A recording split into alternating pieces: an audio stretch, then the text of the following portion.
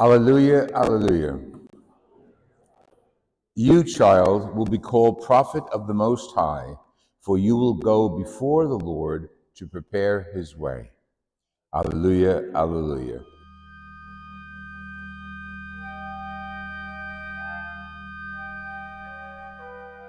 The Lord be with you. A reading from the Holy Gospel according to John. Luke, sorry. Leaks. When the time arrived for Elizabeth to have her child, she gave birth to a son. Her neighbors and relatives heard that the Lord had shown his mercy toward her, and they rejoiced with her. When they came on the 8th day to circumcise the child, they were going to call him Zechariah after his father. But his mother said in reply, "No, his name will be John." They answered her, "There is no one among your relatives who has this name." So they made signs asking the father, Zechariah, what he wished the child to be called. He asked for a tablet and wrote, "John is his name." And all were amazed. Immediately his mouth was opened, his tongue freed, and he spoke the blessings of God. Then fear came upon the neighbors, and all matters that were discussed throughout the whole of Judea. All who heard these things took them to heart, saying, "What then will this child be? For surely the hand of God was with him." The child grew and became strong in spirit, and he was in the desert until the day of his manifestation to Israel.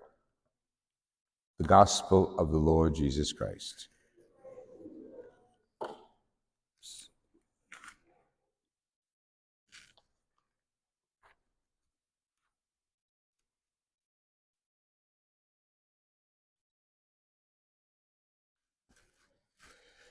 The scriptures chosen today for the feast of the Nativity of John the Baptist, and I say emphasize nativity because, like I said before, Augustine placed this birthday 6 months from the Nativity of Jesus. So, Merry Christmas Eve. So he puts his cousin John at this date, and John's whole ministry is described in some of the prayers and psalms and readings today. From the prophet Isaiah, has nothing to do with John. Okay, John wasn't around. It's 500 years yet. But if we look at the reading of the prophet Isaiah in chapter 49, we have a picture of God choosing to send someone and choosing to know that person in the womb of his mother and know his name. Now, Isaiah doesn't know what he's talking about. I mean, I'm not saying he's wacko. I'm saying he doesn't really know the full context of what he's writing. He's inspired to write this. So people read it, I'm sure, during his time and said, "Who's going to be? Who are you talking about? God knew him in the womb of his mother. He chose him." Well, some people say, well, maybe he's talking about the people of Israel. So they apply that concept to this reading. And of course, it works. God calling the people of Israel, okay, he's not saying that, but he said, God is calling the people of Israel and from their mother's wombs, that he'll be with them and make them a light to the nations and give them strength.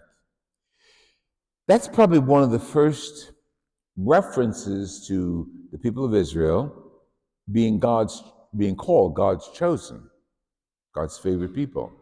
And we as Judeo-Christians, we believe that that is still the mandate. God chose the people of Israel to be his people. And through them, salvation is going to come to the world. We know that happened in Jesus. Regrettably, the world today doesn't all agree with that. I mean, the rise of anti-Semitism throughout the world is astounding. And when you hear anti-Semitism, hear anti-Christianity, because we're one and the same with them. They are our roots, and these are our scriptures. And when they say anti-Jew, they're saying anti-Christian at the same time. So we've got to be careful of that when we listen on the news or see protests, loony people protesting. The other thing is it applies as we look back, and this is what Augustine did. He looked back on these readings. That's a perfect representation of the preparation of John the Baptist. Light to the nations, he'll have my inspiration in his mouth, so his tongue is going to speak what I inspire him to speak. But again, looking in the rearview mirror, in a sense, Augustine applies this to John the Baptist.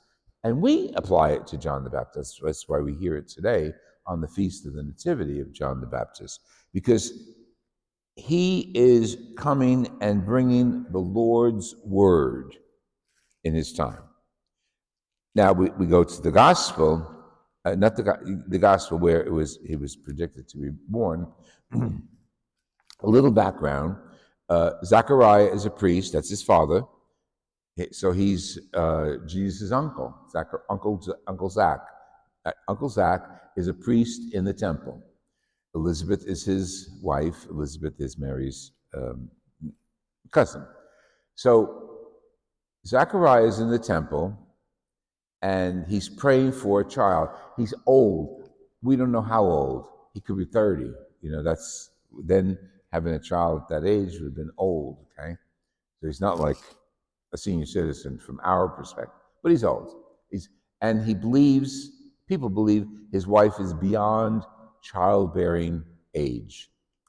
Background of that is, if you were barren in the time of Jesus, if a woman was born barren and never had a family, had a husband but never had a family, it was looked upon as a curse. You were cursed by God.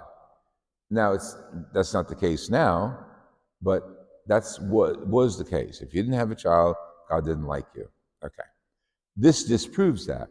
So what happens is Zechariah is praying and praying and praying, and an angel appears to him in the temple and says, your wife's going to have a baby. He doubts it. He doubts it. Now, I don't know what the angel looked like, or the inspiration of the angel looked like, or how the word was communicated to him as he's putting incense before the Ark of the Covenant. But he doubts it. And because he doubts it, he goes dumb. His lips are sealed. So he comes out of the sacrificial area, the Holy of Holies of the temple, and he can't talk. So that goes on for several months, because 9 months to conceive the kid.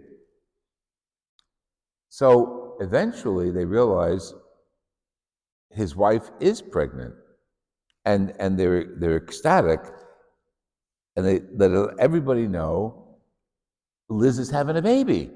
Oh, everybody's happy. Okay, so even though he's, quote, old, he was able to procreate. Okay, now the problem is naming him. Always name the baby after the father. That's their tradition.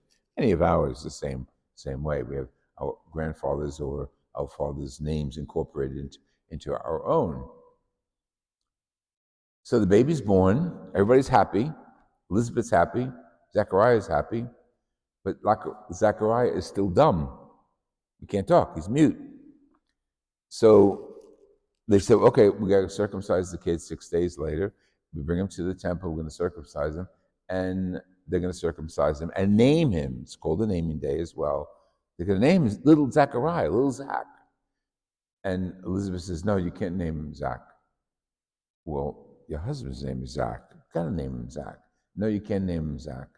You got to name him John. Hey, who's John? Go talk to Zach. Very patriarchal. Sorry, ladies. Very patriarchal society. So they go over to Zach. And Zach, what's the kid's name? His name will be John, because that's what the angel told him in the temple. Your wife's going to have a baby, and you're going to name him John. And the fulfillment of the prophecy. So today we celebrate that event, that one, he's born, two, he's circumcised, three, he's named John. And his whole message is really clearly spelled out in that second reading from the Acts of the Apostle. His whole message was to pronounce Jesus. And I go like this with my hand, with my finger, because he's pointing to Jesus. He came pointing who Jesus is. And if you go to, what's the cathedral called? St. George? The Greek Orthodox cathedral. There's one in Tarpon Springs. Any Orthodox cathedral, they have the iconostasis in front of the altar. Iconostasis is paintings of all the saints. But on both sides of the door of the iconostasis, one side is Mary, holding the child Jesus, and the other side is always John, like this, pointing. So it's a great way from the 3rd century, they did this, to depict John as the messenger, as the one who pointed Jesus out to us. A little side about John, many people thought he was a nut. He studied with what we call the Essenes, which is a group of monks from that period in the desert, and the Essene caves are still in existence. When you go to the Holy Land near the Red Sea, there are the caves in the mountain there, the Dead Sea. Did I say Red Sea? The Dead Sea.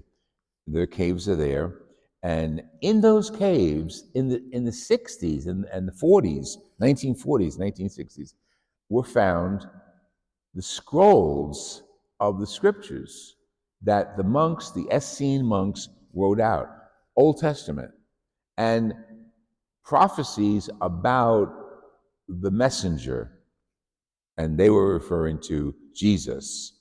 So he was part of that ancient monastic community, very severe, just like our old monk communities, very severe, like no shoes, eating very little, and we know John ate honey and bugs from the desert, locusts, but his ministry that he learned in the Essene community was to prepare for the righteous one, Jesus Christ.